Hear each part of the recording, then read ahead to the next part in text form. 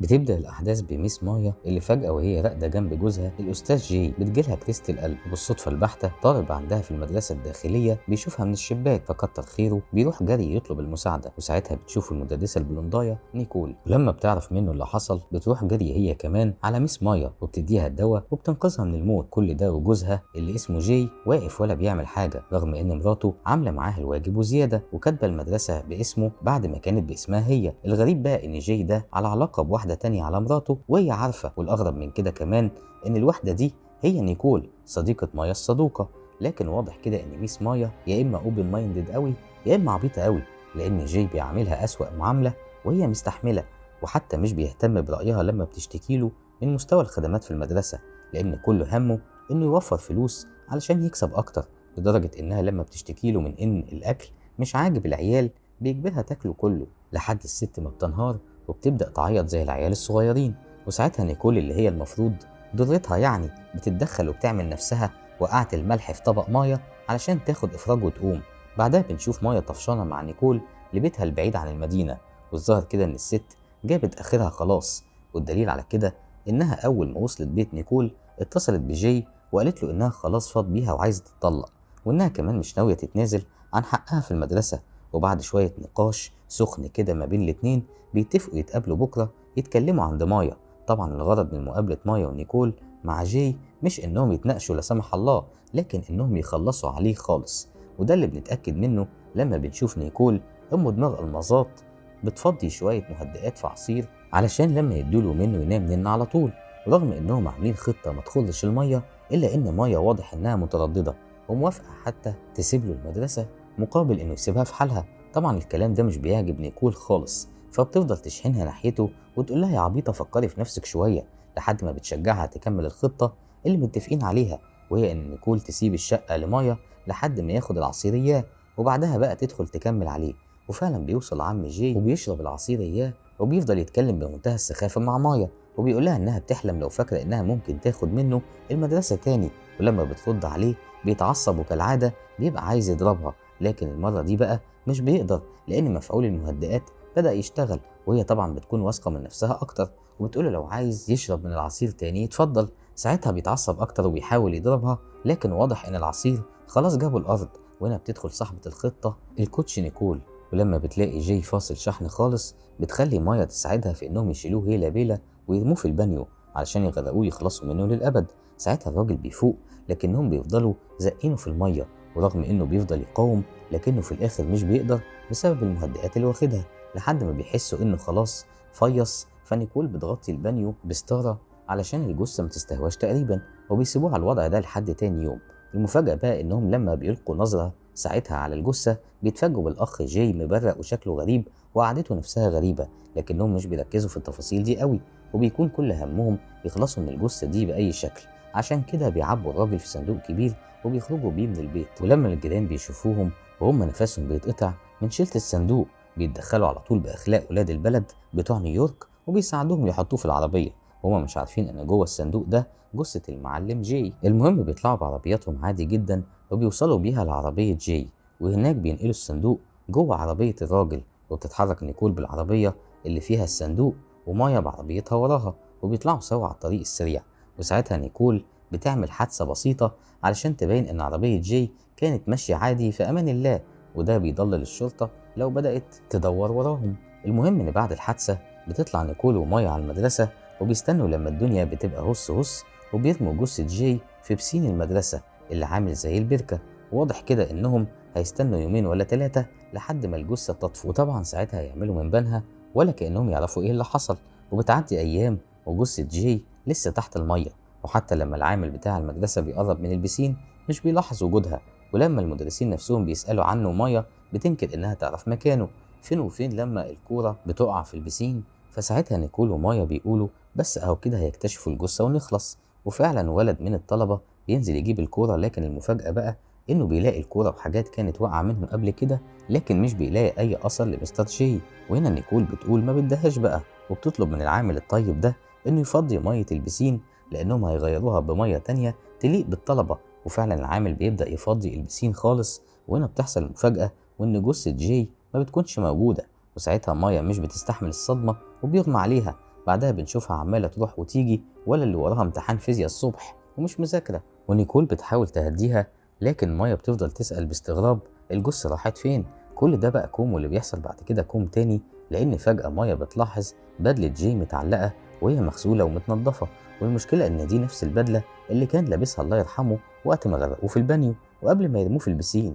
هنا الاتنين بيبقوا مش مصدقين، لكن نيكول بتفكر بشكل عملي وبتفتش البدلة، وبتلاقي فيها نيجاتيف كاميرا وكمان ميدالية صغيرة فيها عنوان أوتيل. فبيقرروا الصاحبتين الحلوين يقسموا نفسهم. مايا تروح الأوتيل ده تشوف إيه النظام هناك، ونيكول تطلع على أول مصوراتي تطبع عنده نيجاتيف الصور. على ما الصور تطبع بيلقوا نظرة على الأوضة اللي في الأوتيل، ومش بيلاقوا فيها أي حاجة مفيدة، لكن التقيل بيكون للصورة، لأنهم لما بيرجعوا يشوفوا الصور بعد ما اتحمضت بيكتشفوا إن الصور دي ليهم هما، وإنها اتخذت لهم لما كانوا بيشيلوا جثة جاي وبينقلوها من عربية للتانية. وحاجة آخر فضيحة غير كده، بيلاقوا صور لجاي وهو مبسوط قوي ولابس نفس البدلة اللي المفروض إنه اتقتل بيها. طبعا من وقتها الاتنين بيجيلهم حالة قلق وتوتر، والظاهر كده إن الخوف بيخليهم يقلبوا على بعض، خصوصا لما نيكول بتقول لمايا إنها أصلا كانت متفقة مع جاي إنه يقسم معاها الفلوس اللي بيقلبها من أولياء الأمور، لكنه طلع ندل ومرضاش ينفذ اتفاقه معاها، علشان كده قلبت عليه. ولما مايا بتقول لها إنها تعترف بكل حاجة للشرطة عشان تريح نفسها، نيكول بتقول لها لو عملتي كده انت اللي هتلبسي في الحيطة لوحدك، لأن في الآخر انت المستفيدة من موت جاي بما إنك هتاخدي المدرسة تاني. المهم بعد الخناقة اللي ملهاش أي عازة دي اليوم بيعدي، لكن فجأة في جورنال بيتحدف من تحت عقب الباب. لما مايا بتبص فيه بتلاقي جريمة غامضة عن راجل لقى جثته في نهر بعيد شوية عنهم. طبعا أول حاجة بتيجي في بال مايا إن الجثة دي تكون بتاعة جاي، فبتاخد عربيتها وبتطلع على هناك، رغم إن نيكول بتقول لها بلاش، وإيه علاقتهم بالمدينة اللي بعيدة اللي فيها الجثة. في الآخر بتوصل مايا المدينة وبتطلع على أول اسم شرطة، بتقول لهم إنها شاكة إن الجثة اللي لقوها تكون بتاعة جوزها، باعتبار إنه مختفي ومش لاقيها بقالها فترة. وشوية تحوير كده فين وفين لما الشرطة بيخليها تلقي نظرة سريعة كده على الجثة، وساعتها مايا بتتصدم، مش عشان بتطلع جثة جاي، لكن علشان بتطلع مش جثته. والدراما دي كلها بتشوفها محققة اسمها تشارلي، وبتلفت نظرها مايا وقصتها الغريبة، فبتقابلها في مطعم وبتعرض عليها إنها تدور لها على جوزها بنفسها، وبتفضل مصممة رغم رفض مايا لحد ما البنت بتزهق وبتوافق. وفعلا بتروح تشارلي مع مايا مدرستها علشان تجمع شوية معلومات. طبعا لما نيكول بتشوفها ضغطها بيرتفع وبيبقى هاين عليها تذبح مايا اللي ممكن توديهم في داهية، وبتحاول تخلي تشارلي توقف التحقيق باعتبار ان الموضوع بقاله فترة. لكن على مين تشارلي بتكمل ولا بيهمها كلام نيكول، وبتطلع أوضة المغفور له جاي وبتسأل عن كل حاجة زي آخر مرة اتقابلوا وآخر مرة اتكلموا في التليفون، وكمان بتسألها عن اللبس اللي كان لابسه قبل الحادثة لما شافوه. ساعتها مايا بتقول لها على البدلة الزرقاء بتاعته، وطبعا بما ان تشارلي ذكية ومش بتعديها حاجة بتبص في اللبس وبتلاقي بدلته الزرقاء متعلقة وشكلها مش ملبوس أصلا. فمايا بتحاول تهرب من المواجهة وبتقول لها إنه عنده بدلتين زرق، وبعدين بتطلب منها تسيبها الحال سبيلها علشان عندها حصة، وبتمشي تشارلي أخيرا. وطبعا أول ما نيكول بتستفرد بمايا بتديها كلام زي الزفت، لأنها جابت بنفسها مدام كرومبو اللي ممكن تلبسهم في الحيط لو وصلت للحقيقة، وبتطلب منها تبطل غباوة لأن الموضوع خطر ومش هزار. المشكلة إن تشارلي مش بتروح بالسهل كده، وبتقف تتكلم شوية مع مسؤولين التصوير اللي بيعملوا دعاية للمدرسة، وتروح معاهم كمان أوضة العرض وبتاخد بصة على فيديوهات دعاية فيها جاي، وكمان بتخليهم يدوها كام صورة للدعاية دي. أما نيكول فكانت نايمة في ستيرها والظاهر بتاخد القيلولة بتاعتها. فجأة بتسمع صويت واضح كده إنه تبع الأخت مايا، فبتجري عليها بتلاقيها قاعدة على الأرض في الحمام وبص على الشباك اللي متعلقة فيه نفس الستارة واللي المفروض غطوا بيها قبل كده جثة جاي، وده بيأكد إن في حد مراقبهم وبيلعب بيهم. أما تشارلي فبتكمل تحقيقاتها وبتعرف الاتنين الحلوين إنها وصلت لسجلات المرور اللي بتقول إن جاي راح نفس المدينة اللي فيها بيت نيكول البعيد يوم الحادثة. ساعتها طبعا بيحاولوا ينكروا وبيقولوا إن ممكن يكون راح لأي سبب تاني.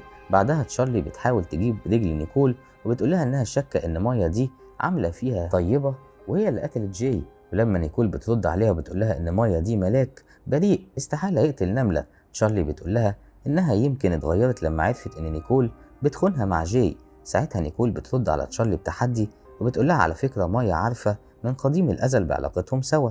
طبعا تشارلي بتفضل ماشية ورا إحساسها إن في حاجة غلط في البنتين الحلوين، عشان كده بتفتش أوضهم وبتبدأ تكتشف بلاوي زي ازازة العصير اياها واللي ريحتها بتبان ان فيها مهدئات، وزي كمان الدبوس اللي بتطلعه من بلاعة في الحمام وبيطلع ان هو الدبوس اللي جاي كان لابسه في الصور اللي خدها مع المصورين بتوع الدعاية.